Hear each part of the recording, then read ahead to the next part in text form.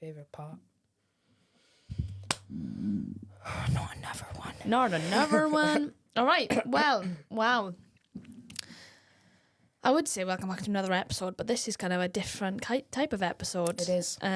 We thought it would be quite nice. Obviously, we finished season 1, 10 episodes in season 1, and we thought, why not just have a little episode of reflection, looking back on, the season itself, where we're both at the moment, how the year's been, and just chat around how we are, really, and how we think everything's gone the last few months. Yeah, I was saying before we started recording that I think reflection is probably one of the most underused tools. I think a lot of us just go through life and you never stop and think back about the things that have gone well, things that haven't gone so well, lessons you've learned. And I think at the end of a year, it's the best time to do it because you've just got that weird time between Christmas and New Year.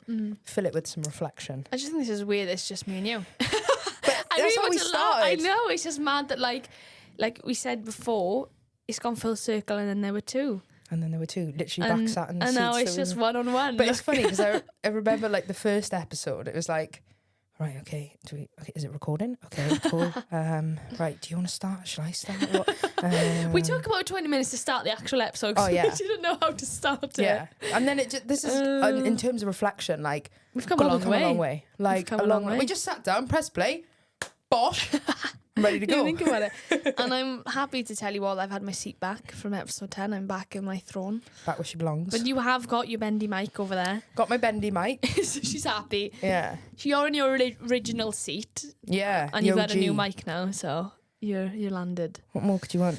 What more could you bloody want? Yeah, so how are you feeling? We've had a big training week. Yeah, real big. I'm not lying to you all. I'm in my joggers, my fluffy joggers.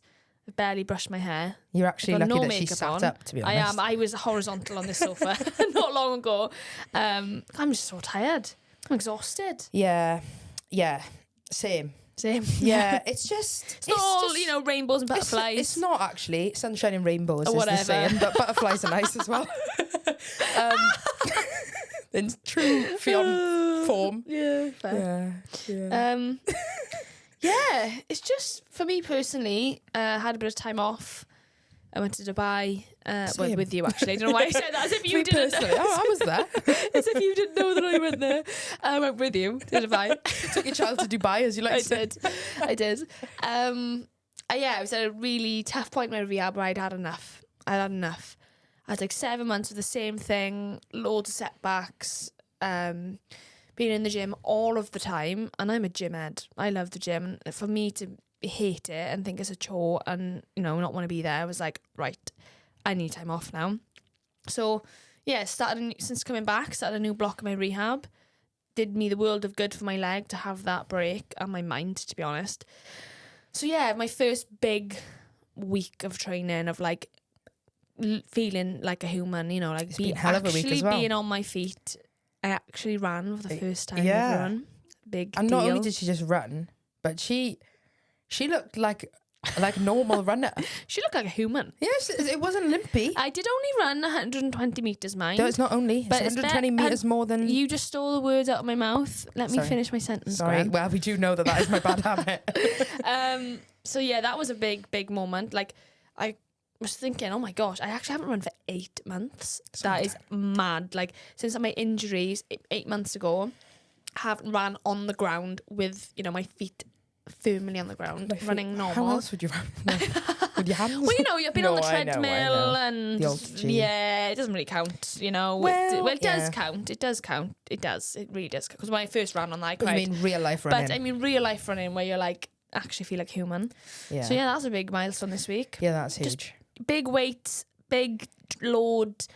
Emotional, obviously episode 10 happened also in that week. It's just been a big week. Jack graduated in the fire service. Go on, Jack. It's just been an emotionally physical, big loading week, to be honest. So I'm now exhausted, to be honest with you all.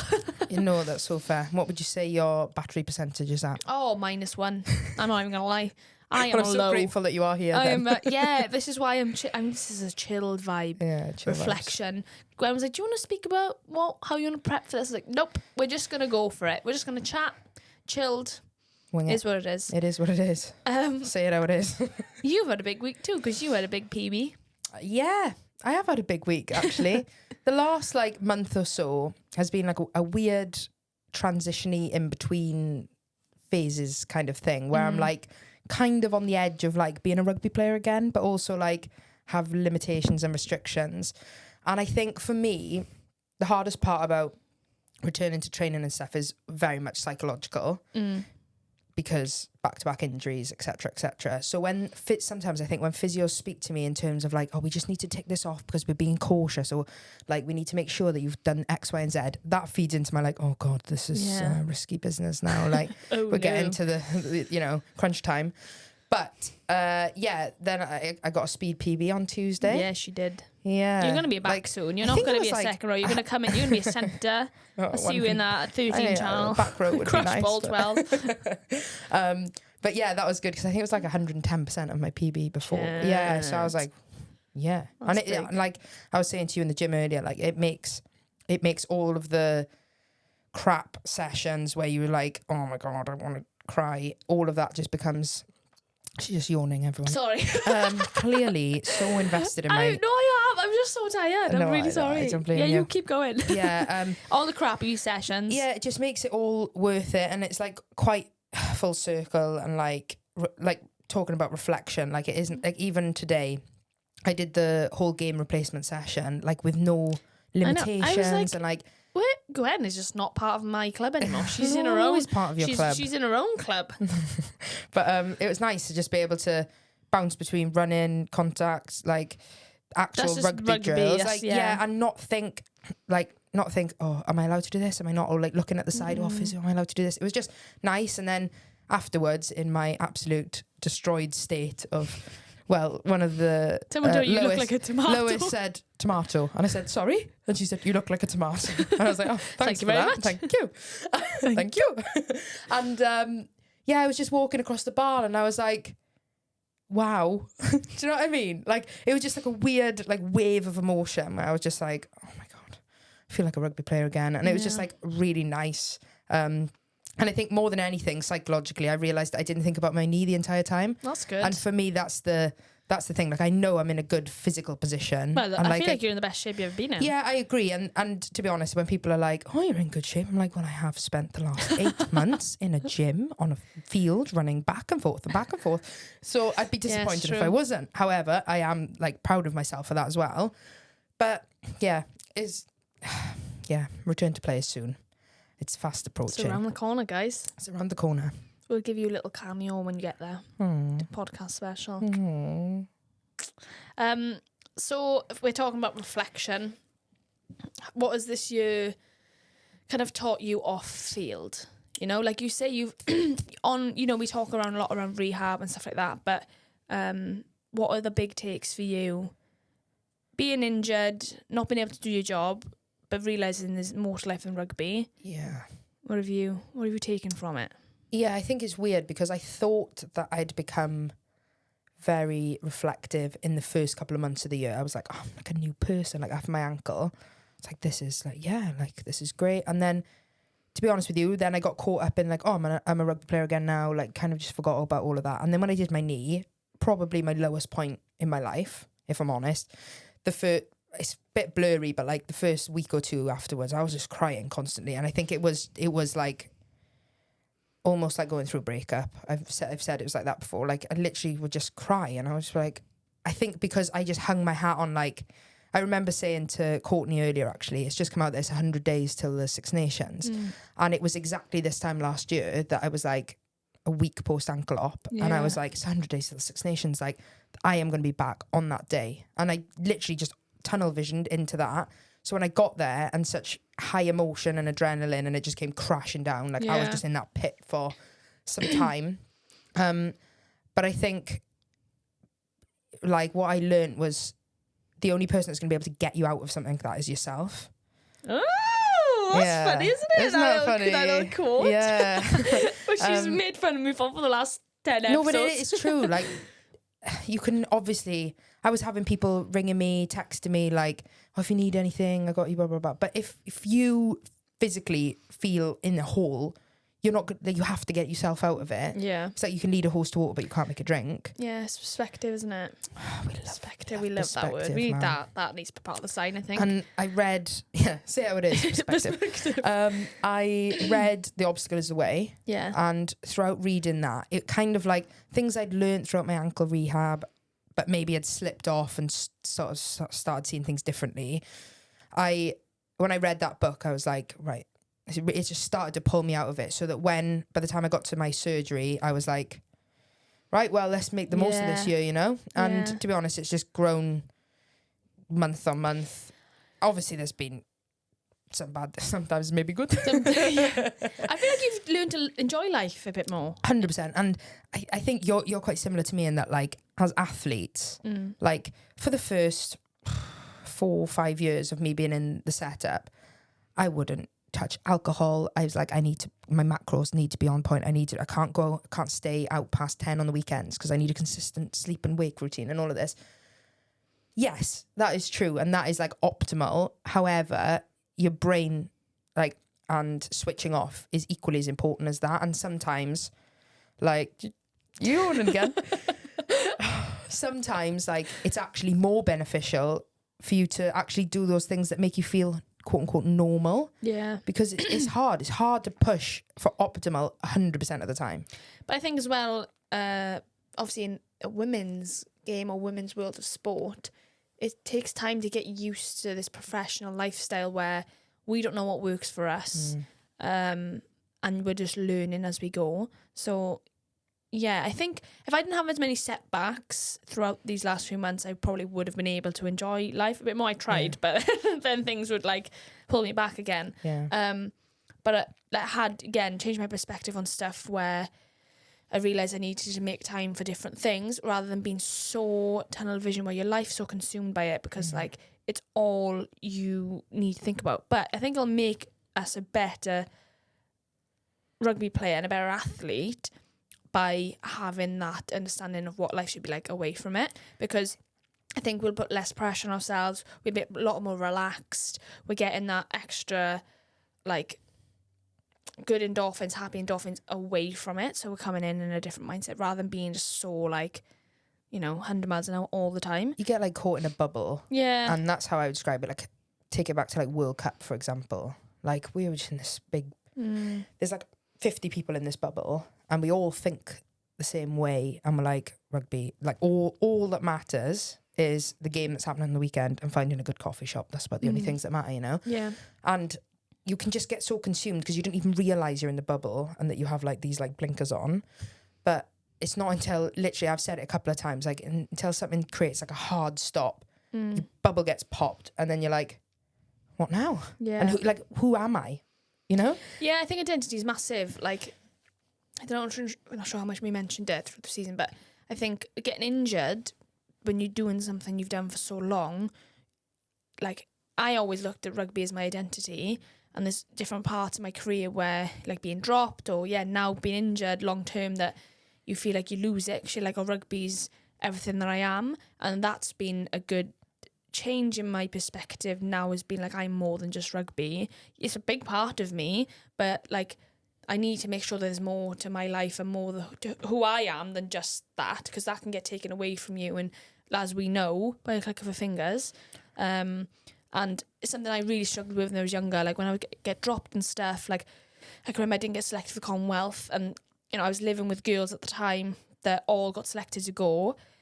And then they'd all go off to training and I'd be left in the flat by myself. And I was like, oh my gosh, my life, like, what do I do now? This has been like, this has been my, like you see, you talk about the bubble being popped, like, that is the exact scenario. And I was like, I don't know how to, well, what do I do now? Yeah. And I think going through those different experiences, like, teaches you lessons you need to learn, really, to be like, okay, I need to make sure that, like, I'm doing more than just this, and I'm making time for the right things.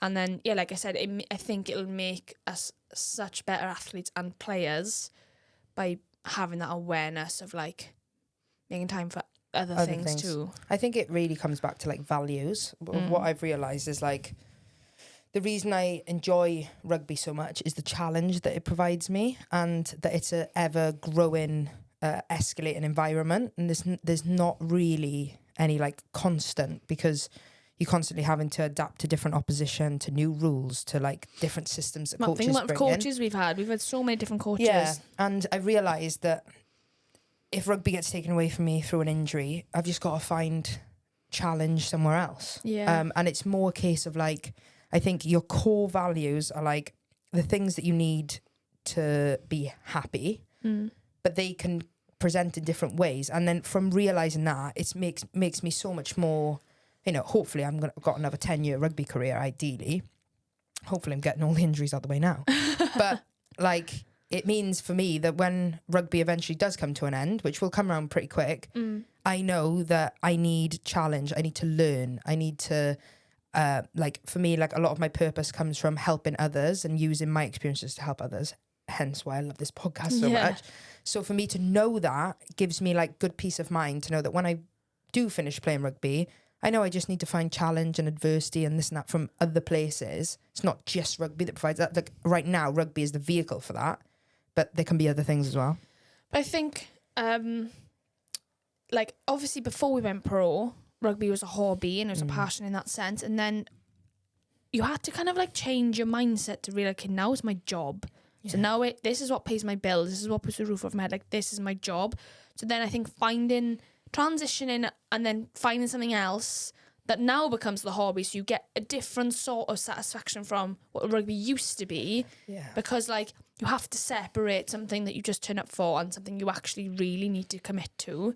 Yeah. Like this podcast for us during this rehab period has been a godsend, because it's given us that feeling that rugby did when it was just the hobby, you know? The something excitement. Fun, excitement, like we were saying first couple of episodes actually, after we'd finished, we'd be like, oh my God, I feel buzzing. Yeah. And that's like, exactly how I feel after rugby. But I feel like that I felt like that after every episode. Like you meet someone, every single person that sat on the sofa has been so different and had such a different story.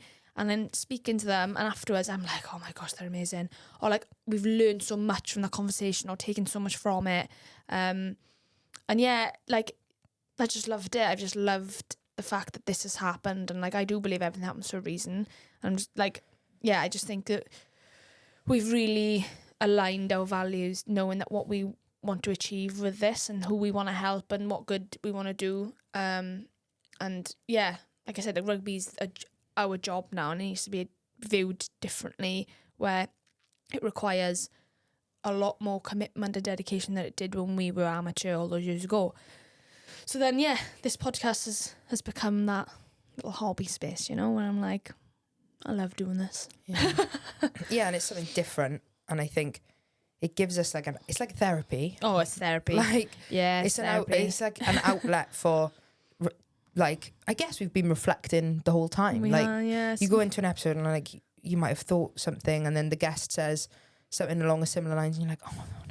Yeah, funny you say that. And then you hear it from someone else's perspective and you're like, I get it. But I do think it is really nice when you can relate to the person, or have, even for a guest that's sharing something, and if you're speaking to someone, one of us being like, oh, we understand because of X, Y, and Z, I think that is quite like calming in a sense, or like reassuring to be like, which is exactly what we want listeners to feel. Yes, it's like 100%. For us to be talking about something, for them to almost feel like they're in the room with us, where they're sat there going, yeah, I felt like that yesterday actually. Oh, I know someone that feels like that, so this conversation could help them. Or, yeah, and I think that is like the impact that we've had already. I've just been like overwhelmed with it. It's been like, so overwhelming.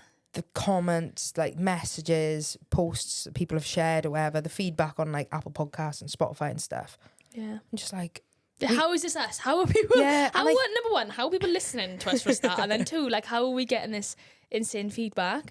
But like, yeah, I've literally every single message, like I've read every single one. I think we've screenshotted to each other every single one we received. Yeah. And it's such a big deal. And to that person who's probably sending it to us, they probably don't think like, it doesn't, you know, maybe they won't see it, or maybe they don't really care, or whatever. We care. We really care, and we appreciate every single one. I think that just those messages of what of like giving us the reassurance that this is exactly why we're doing this show, and that's why we put so much time and effort into making it what it is, because they're the people we want to be having an impact on. Yeah, and we did say if we could help one person. Yeah, that was the aim.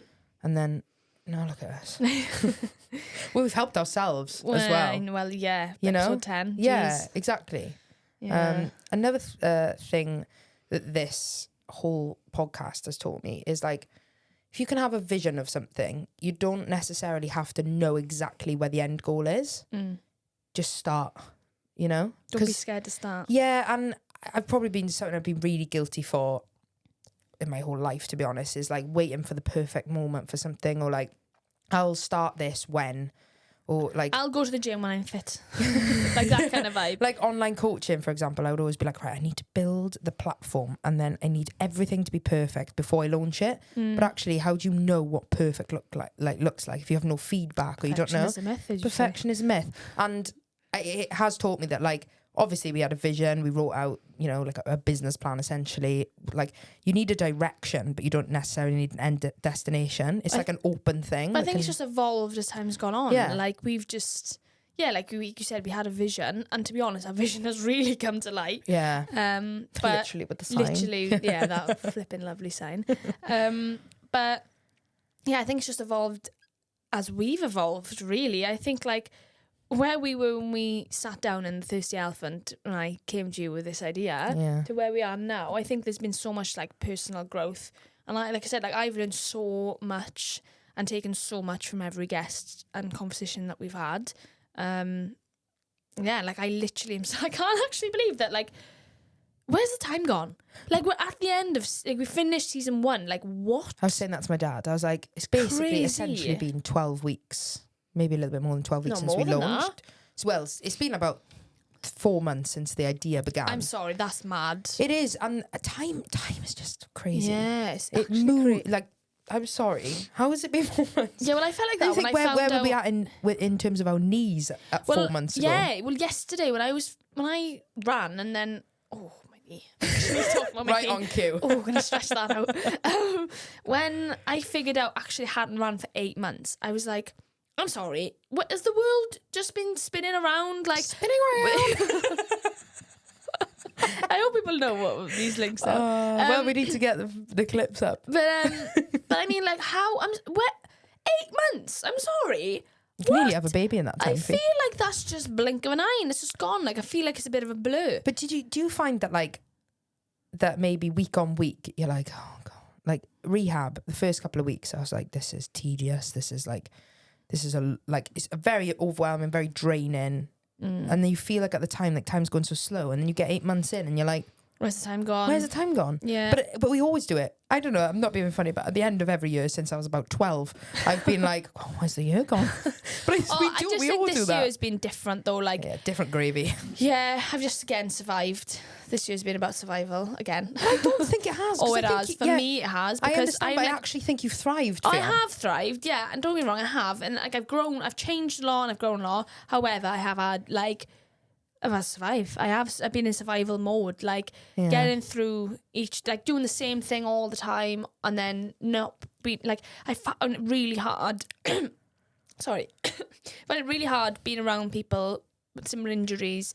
Yeah, that are progressing so much. Like, if you compare, before you say it, I know you're going to say different injuries. No, I'm not. This is a good thing to talk about. Yeah, me and Gwen are actually 2 weeks apart from operation dates. Even though my injury was a lot worse, it's still in ACL world, timeline should be too different, And we're actually 2 weeks apart in operation, but in the way our rehab is currently, we are worlds apart. Like I only just ran 100 meters yesterday, and Gwen's literally just pretty much a rugby player already. So in that perspective, it is. And like, for example, like being on my own all the time, like being on my own in the gym, I spend all my days pretty much by myself with a member of staff. Whereas now, all these girls, I've graduated from Wales rehab and are back in club and, like progressing on field and stuff like that. Whereas that's been difficult for me to like watch everyone go and then I'm still there. What are your coping mechanisms for that? Because it's not something we've actually really spoken about. No. Like, I'm very aware of, like, whenever I'm doing something, I'm like, I wish Ffion was doing this also. Yeah. And it's hard. It is hard. I really don't know. I really, really don't know. Yeah. I think, because when I say it, everyone goes, but you do remember your injuries. No, and see, I'm sometimes it's not a time and place to say that. I know, but it's not the point. Like, in ACL world, the timelines all are pretty similar in that sense. Also, even when an injury's worse, like, it's still still a long process, especially with setback. I don't know. I really don't know the answer to that question, to be honest. That might be a good one for when you reflect. Do a little yearly reflection by yourself. Reflection to think, how have I? I think I just try and think. I just think I try and think about me being an individual, and that's what this journey's had to be. Like, obviously, I'm part of a team sport, but then this last 8 months has been about me as an individual. Run your own race. Yeah, run my own race, and just that again. Yes, everyone's journey and recovery is different, and that's been difficult for me. But I've had to keep reminding myself that. But yeah, I don't know. Like, it's made me very introverted. I've got used to being by myself all the time, and I'm a bit worried about reintegrating into like a big squad, because I'm not used to being around people all the time. Yeah. I think it's like riding a bike though, because right. Well, it is. It just comes back to you, because like I was worried about the same thing. I was like, how do I even like? At first I was like, I don't even know rugby, so how am I gonna think about rugby and communicate with friends and do this and that and the other? But I just found like this whole process is really lonely, because even when the girls are preparing for WXV, like being in say if I was in the gym the same time, my whole program is different. My whole gym, I'd still be gymming by myself and doing everything by myself. So even though there was people around at that short stage, I still felt like, I'm doing everything by myself. So it was nice at the beginning, because we were at the same point where we were doing the same gym session. We would align our program. So I actually felt like I was with someone. And I think when you're a part of a team sport and used to that kind of like that encounters with people all the time, and especially when the days are tough, you can, like, which we did, like, you'd cry at the beginning of the session, I'd be crying at the end. Yeah. Like, you just pick each other up. Yeah. But then I've had to learn that I've had to pick myself up. So, like today, I'm at the end of a tough week, a really big training week, and then obviously lots have gone on for me emotionally with episode 10, and Jack's graduation sent me over the edge for emotion, because I was so proud of him.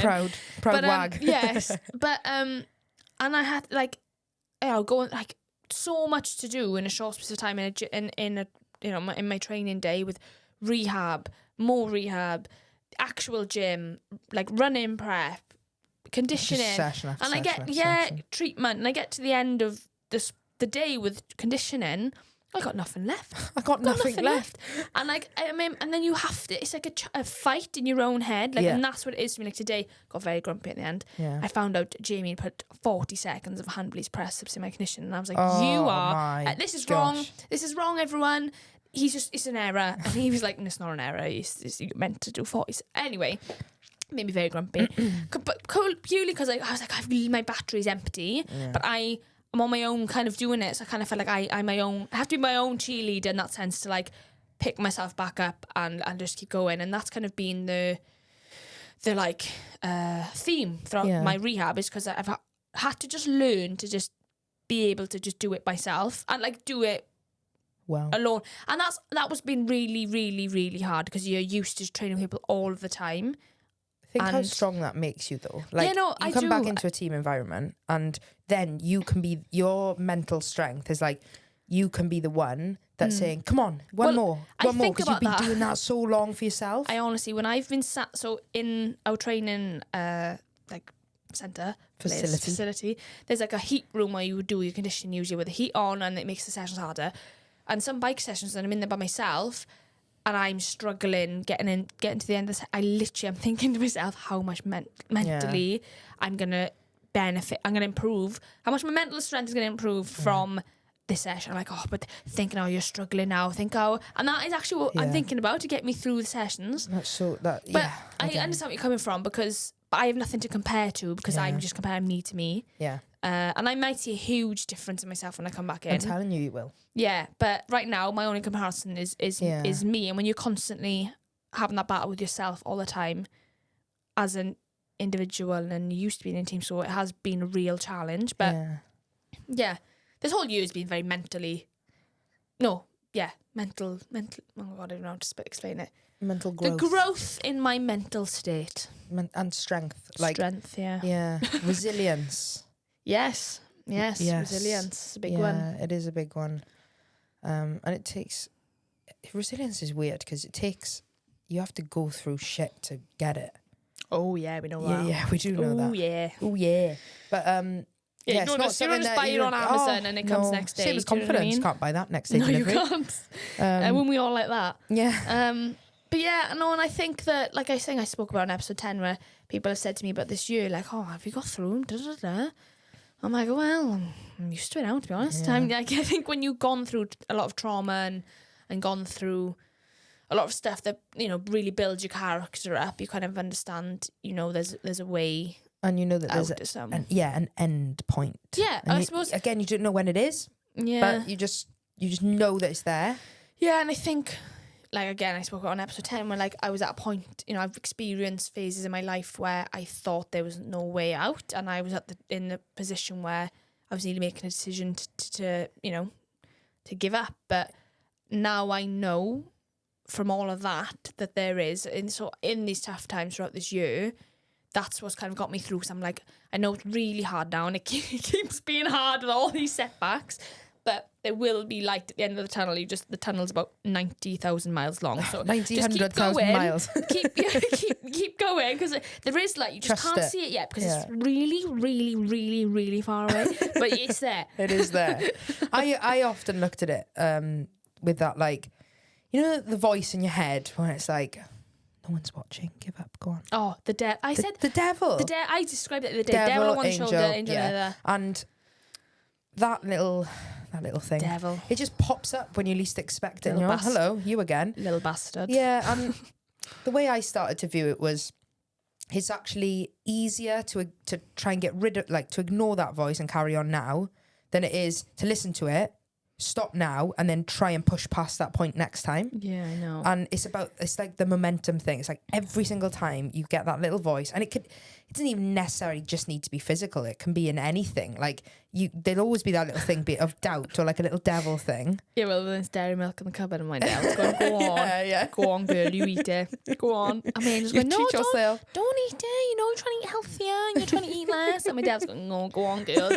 You are hard week. Go on, eat it. But it's like, I really did just try and see it as like, do you know what? Like, for example, my calf was playing up when I was like returning to running and stuff. I was like, it's easy for me to just be like, I'm in a hard running session, my calf's hurting.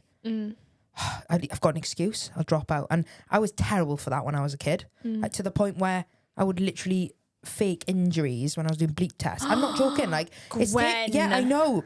I had like I like your accountability. I'll my take it. persona as a kid, right, was like, oh, I'm the sporty one. I'm the one that should be fit. I should be fast. I should be that. And I really wasn't. It was fake. It was all fake.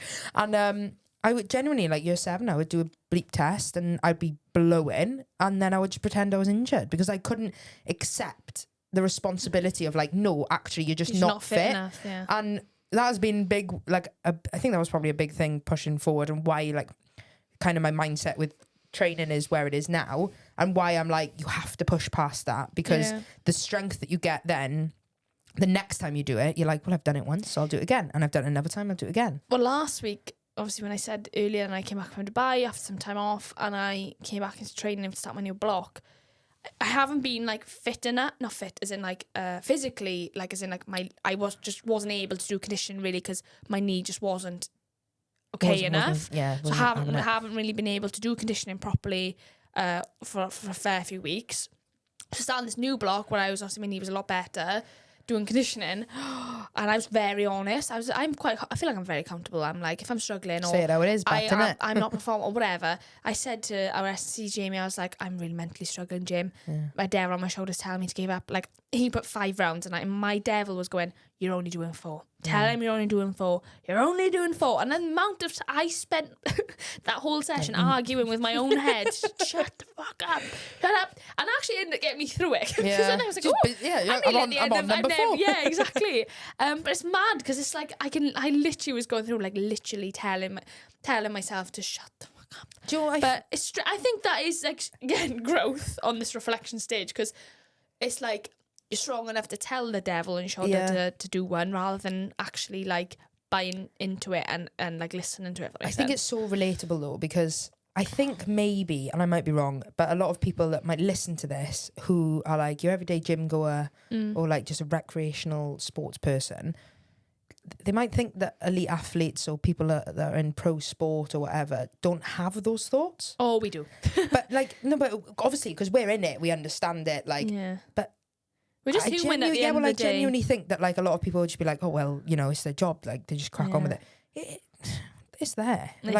It's there, especially like days where you're training by yourself. It's like, how do you like muster up the courage to be like, no, I'm doing this. And I think that comes with the job though. That's why that's why we do what we do, and like it requires like everyone always says, oh, you live in the dream, you don't work, and I'm like, oh my gosh, do you understand how much commitment and dedication this job requires? And I think we don't realise it because we've been in it for so long, and we've done it without being paid. I always describe it as it's a lifestyle, it's a choice of lifestyle, and I don't really see it as much because, like I said, we're used to it for so long. But like, yeah, it is not easy, and like this when it's raining. And you know it's cold outside. You need to go and get your running session in or whatever. That's not an easy thing to be like. Yeah, no worries. No. Yeah, or like even anything. Like even if you think about like family events you might miss out on, or friends' birthdays. You know they're all going out drinking. You're like, well, I got a game. I got a Six Nations prep. I can't. I don't want to go and drink. Do you know what I mean? Like little things like that. But yeah, just a bit mad. Right, I want to talk a bit about the actual podcast episodes. What are some highlights? Well, Endo for me, episode 4 was a highlight because obviously it's quite personal to me, and oh my gosh, it was just the response that we had from it and how many people resonated with it. You know, like some people that reached out to us saying that episode made them go and like get help or get checked and stuff, was really overwhelming, but yet amazing, because that's exactly what we want to achieve by it.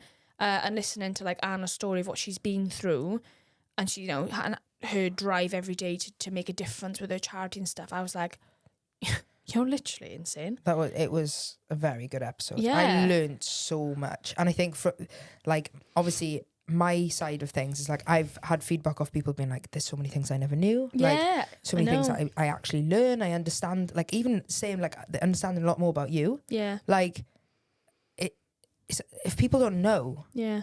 Well, even like today now, like for example, like something in my program, hip thrust, I'm like, my very dominant swollen ovaries can't do that. The bar on my ovaries. Yes, on those ovaries. No, that doesn't work for me at the moment. Yeah. But no, and I think it's like an ever evolving, adapting world. Like, you know, our nutritionist George was like, oh, I've been doing so much research on endometriosis. I've learned so much, and he's trying to help me with like changing my diet around like foods that cause inflammation, because like in the endo world, it's like this thing called endo bloat. That's something I've always struggled with, never actually realised this is what it was. Yeah. And like different foods can obviously cause inflammation, stuff like that. So even like that, I was like, oh, that's so nice. Like, it's just, I just appreciate, I don't expect people to know. I just appreciate people learning or being open to learn. And I've had so much respect for so many people that have reached out to being like, I had no idea. I don't expect people to know. But it's the fact that now people are like, oh my God, I've learned so much, or asking questions about it, like just being so interested and intrigued and caring around wanting to know. Yeah, that's been awesome. Yeah, I agree. I also really enjoyed episode 8 in Dubai. Yeah, that was cool. That was just so cool. That was cool. Like, yeah, when we went into that studio, and I was like, we had our own camera each. Joe Rogan's recorded here. But it was like a crazy, and I don't think probably because, you know, we were in Dubai, we were mildly hungover. Yeah. And it was just so, like, it was such a whirlwind. Yeah. Reflecting on it, I'm like, that is crazy. I know. Dubai was class for us as a podcast. Like, even getting the content around the tournament and stuff. And people being like, oh, you're doing stuff for the podcast. I'm like, oh my God, you know we have a podcast? And every time we were seeing something that we knew, they were like, oh my God, I love your podcast. I'm like, what? You listen to it, do you? Oh my God, thank you. Yeah. Like, and every time we were looking at each other like, oh. Someone knows about the I podcast. can't believe it. Not that I wore it everywhere, so I didn't give people a chance to not know. But I mean, yeah, that was really cool. And then obviously, I know we touched on it last episode, but like episode 9 with Al, Carl. Oh my gosh, that episode, the emotion and the honesty, even like the humor with it too. I just loved how like we were crying and laughing at the same time, and like, you know, I asked her afterwards, like, what was your expectations of how the episode was going to go? And she was like, oh, well, I thought you were just going to ask me loads of questions straight and it was just going to be boom, boom, boom. And it was nothing like that. She said, I loved it and I enjoyed it. And it was so reassuring because it's exactly how I wanted her to feel. Yeah. Like, you know, I can't even imagine how she feels and what she's gone through.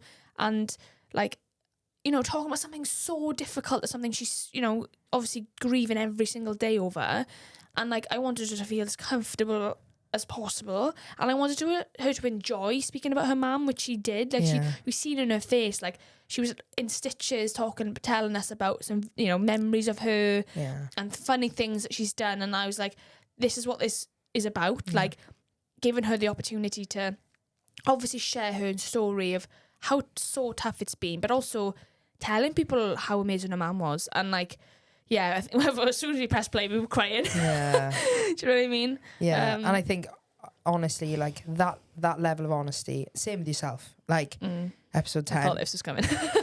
No, but I appreciate people being so honest. I mean, it's literally the premise of the whole podcast, right? Yes. Say it how it is. But honestly, being honest is really hard because it puts you in a vulnerable position. Because as soon as you say exactly how you feel, it puts you up for criticism, for people to judge, like all of these kind of things. But it's also so beneficial for other people who are in a similar position or can resonate at all. It's so powerful to hear that people at the top of their game still struggle with the same things. Yeah, and I think like on reflection of doing episode 10, obviously like I was very honest with saying that it was the scariest thing I've ever fucking done. Yeah. Like, Jesus Christ, I've waited my entire life for that moment, and the fact that it happened. Like when I went home, I actually felt really weird. Like I felt really sad and deflated because I don't know, it was really strange because I thought like afterwards I'd be like, oof, good, it's gone. I think I've done you'll feel like that maybe when it goes out. Maybe so, but I kind of felt this, I don't know, it was really strange, and I kind of felt like, oh my God, like, I don't know, it was really weird. Odd. But yeah, but it also felt like and then I watched it back, and I watched the video footage back, and I was like, oh my God. And I watched myself, and I was like, oh my God, cry now. Oh, Fee. I love your little that you do. Like, I couldn't believe that was me. Yeah. Like, I was watching how confidently I was, like, speaking about my story. And I was like, what the hell? Like, who's this girl? But I think that shows how ready you were. Yeah. And I haven't spoken that well the entire season. Do you know what I mean? There was no blah, blah, blah, yeah, blah, blah. I know. And, like, I got really emotional. Like, I cried majority of the time watching it back because I was like, I just could not believe that was me. And, like I said, I'd waited...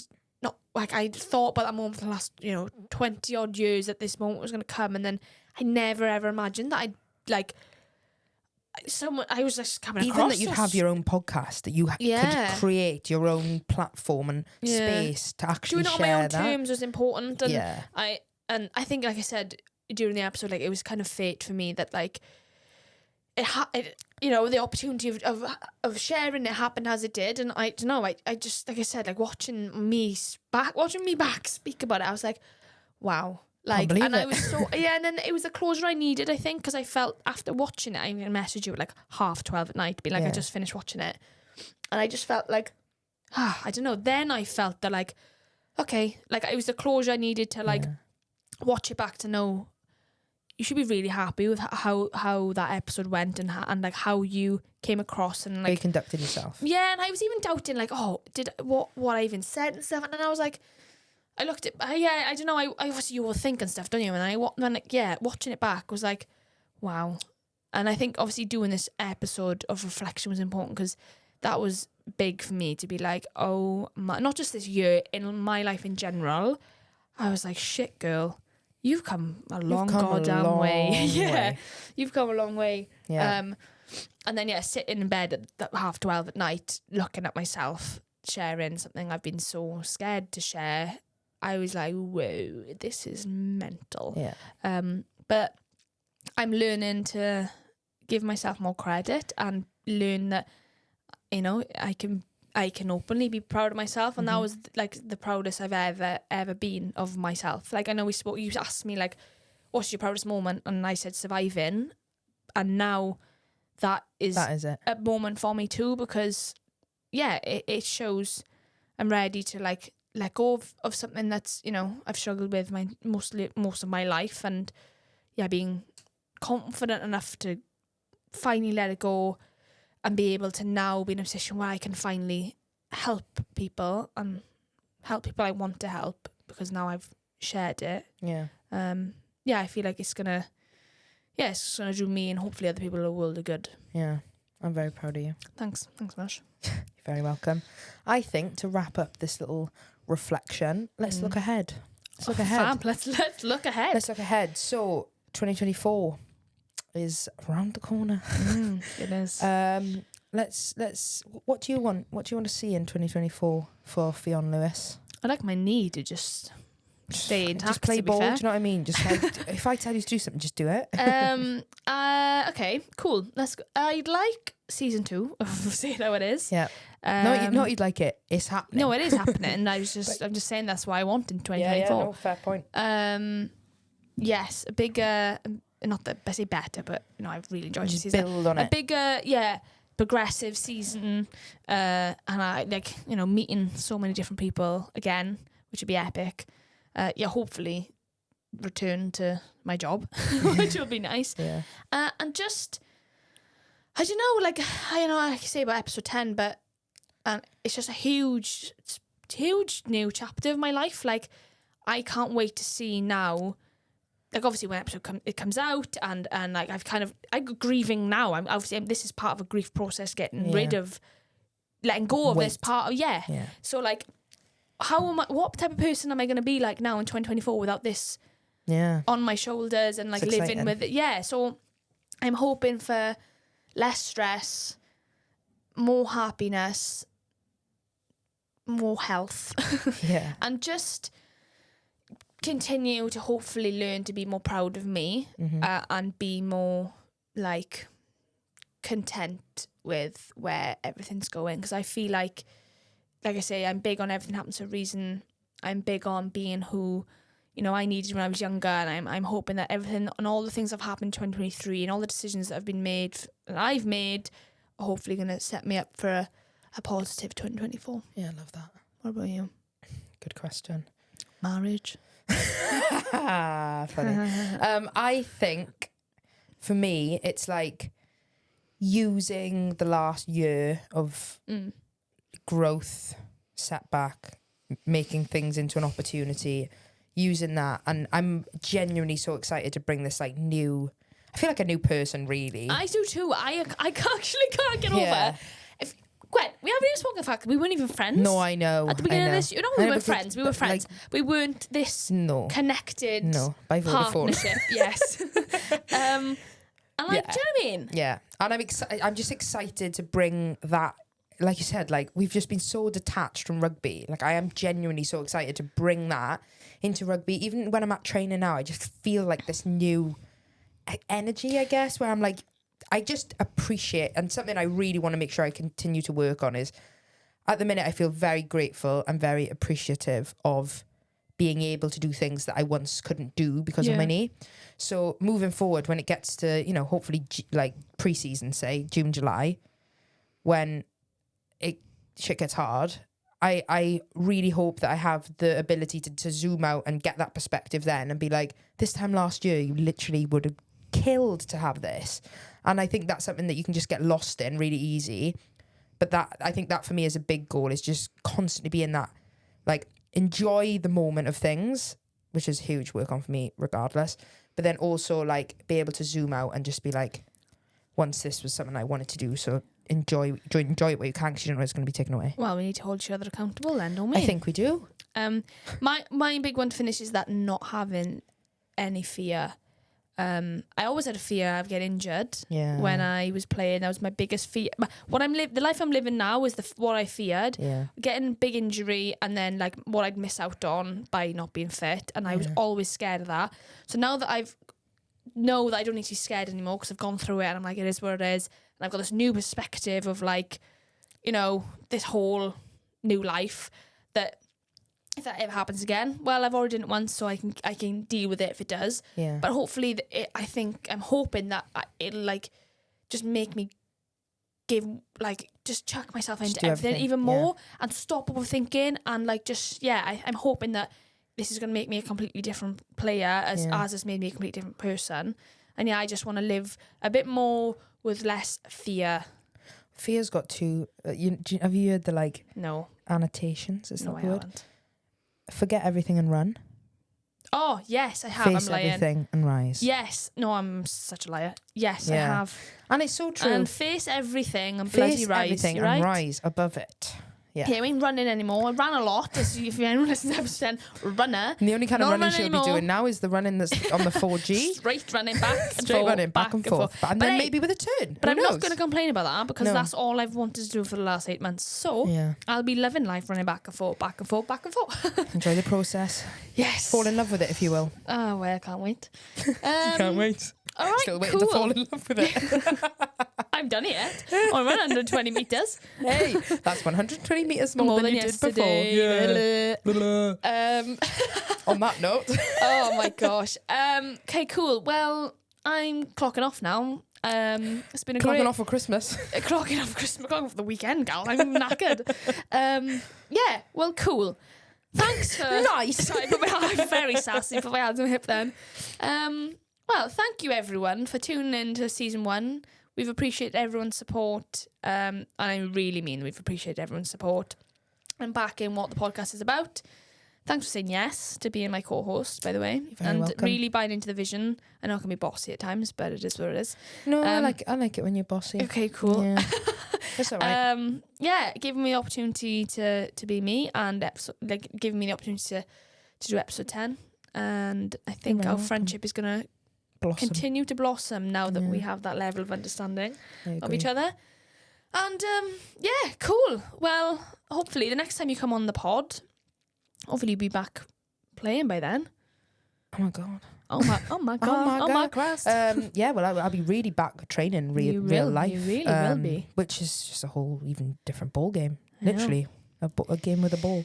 And cool. Well, going now. All right so, then. And see you all in 2024.